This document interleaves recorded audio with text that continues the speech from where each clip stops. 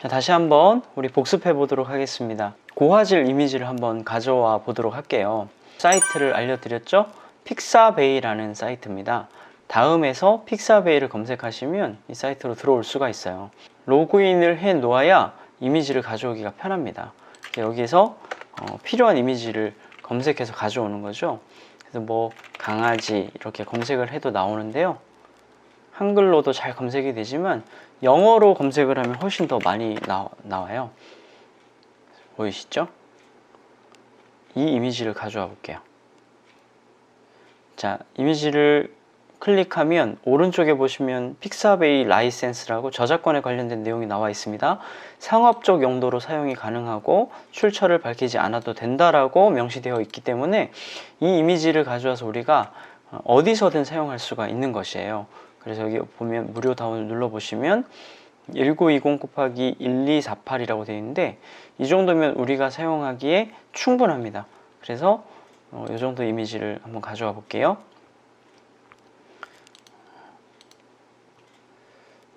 저는 항상 그 픽사베이 이미지라는 폴더를 따로 만들어서요 여기에 저장을 하거든요. 그래서 여러분이 알아보기 쉽게 이렇게 이름을 적어서 저장을 하시면 되겠습니다. 그러면 이제 다시 포토샵으로 돌아오셔서 이미지를 한번 불러보도록 할게요. 이미지를 불러올 때는 파일 탭에서 오픈을 누르거나 아니면 컨트롤 O 또는 이 빈 공간에서 더블 클릭을 하면 가져올 수가 있다고 했어요.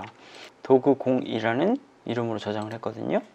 그럼 잠시 이미지를 내려놓고 이제 우리가 작업할 새로운 창을 한번 만들어 보도록 하겠습니다. 파일에서 New, 컨트롤 N이나 아니면 이 파일에서 New를 클릭한 다음에 적절한 이름을 적고 우리는 FHD 크기의 이미지를 만들려고 하거든요. 그래서 여러분 오른쪽에서 센티미터 말고 픽셀로 지정한 다음에 1920에 세로는 1080으로 설정을 하시고요. 그리고 이건 해상도고 RGB 컬러의 투명창을 설정해서 만들어 줍니다. 그러면 이렇게 16:9 비율의 FHD 이미지를 만들 수 있는 창이 열렸어요. 우리가 작업할 창은 바로 이 창입니다. 그래서 구분을 잘 하셔야 돼요. 지금 이것은 이미지를 불러온 창이고 내가 작업할 창은 도구 0이라고 적힌 이 창이에요. 그래서 여러분 이미지를 불러와 놓고 이 이미지 창에다가 작업하시면 안 돼요. 편하게 작업할 수 있도록 창을 조금 줄이고요. 이미지를 복사해 오겠습니다. 드래그를 해서 복사를 하거나 아니면 여기서 컨트롤 A를 눌러서 복사하면 되겠습니다. 근데 만약 내가 강아지 얼굴만 필요하면 강아지 얼굴 쪽에만 이렇게 이 영역을 선택해서 컨트롤 C를 누른 다음에 컨트롤 V로 붙이면 내가 선택한 영역만 붙여지는 것을 여러분 볼 수가 있을 겁니다. 전체 선택을 해서요 컨트롤 C 그리고 우리가 작업하려고 하는 창에 돌아와서 레이어를 배경이라고 이름을 바꾸고 여기 갖다 붙여 볼게요. 그럼 이렇게 깨끗하게 갖다 붙여졌죠? 그런데 여러분 참고로 보시면 지금 우리가 작업하는 창은 16:9 비율이에요. 그런데 원래 소스가 있었던 이 이미지는 16:9보다 더 크죠. 전체 사진을 갖다 붙였기 때문에 여기 밑에 그림이 더 숨겨져 있는 거예요. 이 창의 영역 안에 들어오지 않았을 뿐이죠. 그래서 이 배경 레이어를 선택한 뒤에 이동 툴을 눌러서 이렇게 움직여 보면 밑에 가려져 있던 그림들이 이렇게 나타나기도 합니다. 그래서 여러분이 보시고 적절한 위치에 배치를 해서 화면을 채우시면 되겠습니다. 자, 그러면 보이시죠? 여기 위에 이만큼 그리고 아래 이만큼이 감추어졌습니다. 자, 이제 배경이 그려졌고요. 오늘 우리가 주로 연습할 것은 텍스트를 넣는 거죠. 레이어를 하나 더 만들어 보겠습니다. 그 레이어에 글꼴이라고 적어 볼게요. 제가 영어로 프리티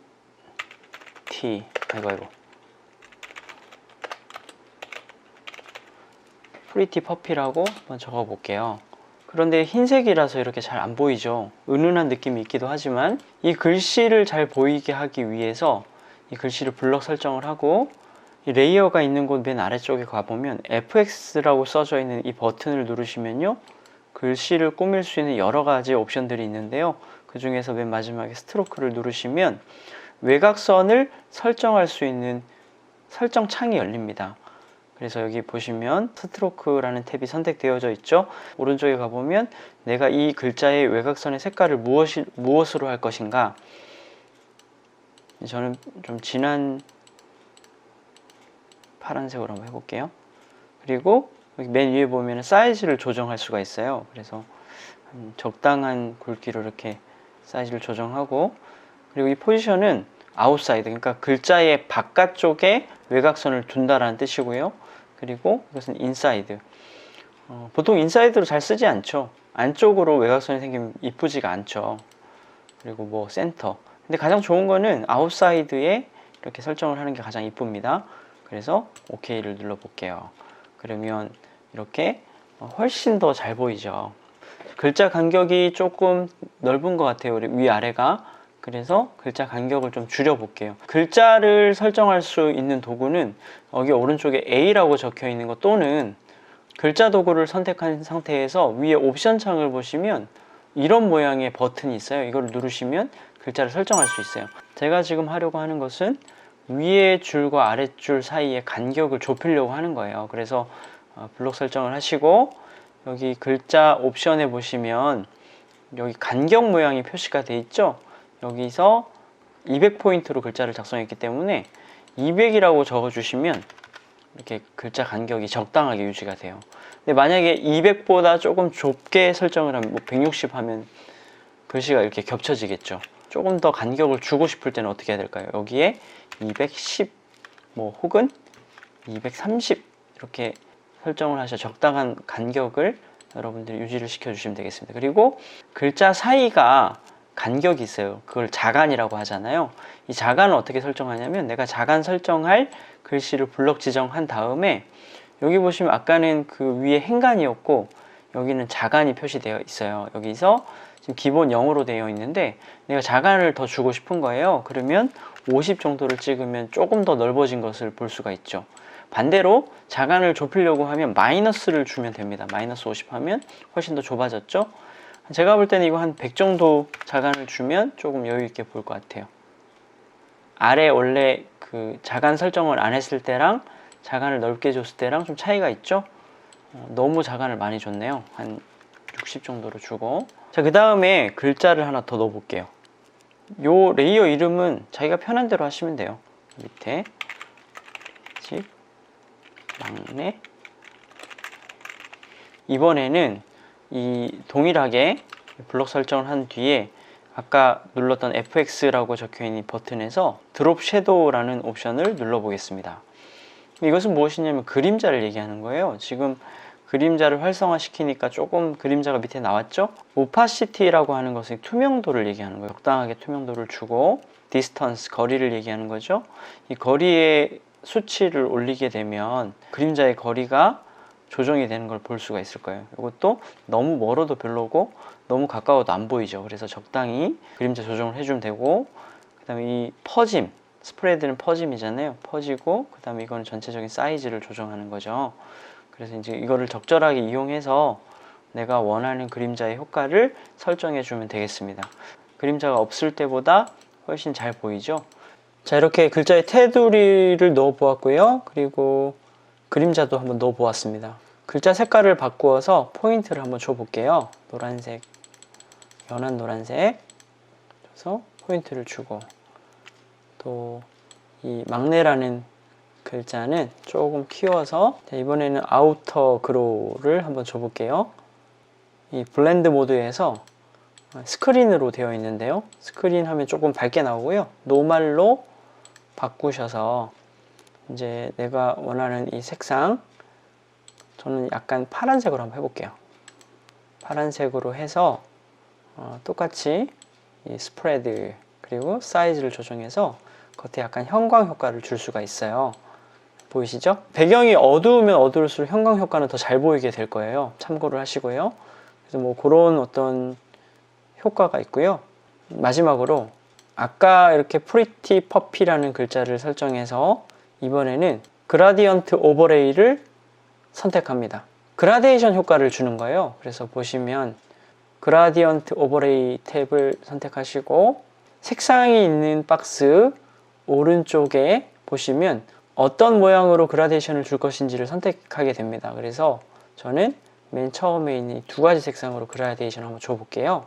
그리고 이 색상이 있는 곳을 클릭하면 이런 설정 창이 나오거든요. 여기서 왼쪽과 오른쪽 색상이 다르잖아요. 그래서 왼쪽 이 아랫부분 버튼을 누르시면 색상이 설정이 됩니다. 그래서 색상을 누르시면 내가 원하는 색상을 선택할 수가 있어요. 하나는 파란색으로, 그리고 기존의 이 하얀 부분은 제가 한번 노란색으로 한번 해볼게요.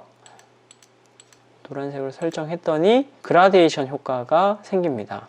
그리고 가운데 이 점은요, 어느 정도 비율로 이렇게 할 것인지를 설정하는 거예요. 이것을 좌측으로 옮기면 푸른색이 좀 많이 줄어들겠고요. 노란색 계통이 더 많아지는 것을 볼 수 있고, 반대로 오른쪽으로 옮기면 파란색이 더 많이 채워지는 것을 볼 수가 있습니다. 이것은 적절하게 여러분이 이렇게 채워주시면 될 것 같아요.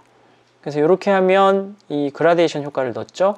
그리고 여기 보시면 앵글, 이 각도를 조정할 수가 있어요. 그러니까 그라데이션 넣는 이 각도를 얘기하는 거고, 각도를 바꾸니까 대각선으로 이 그라데이션 효과가 바뀐 것을 여러분이 볼 수가 있죠. 그리고 이 리버스는 반전을 얘기하는 겁니다.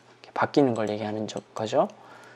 이 그라데이션 넣은 글자가 외곽선을 지우면 더 이쁠 것 같다 이런 생각이 들면 한번 외곽선을 지워 보셔도 이렇게 좀 은은한 효과도 괜찮을 것 같아요. 잘 보일 수 있는 색상을 선택해도 괜찮겠죠.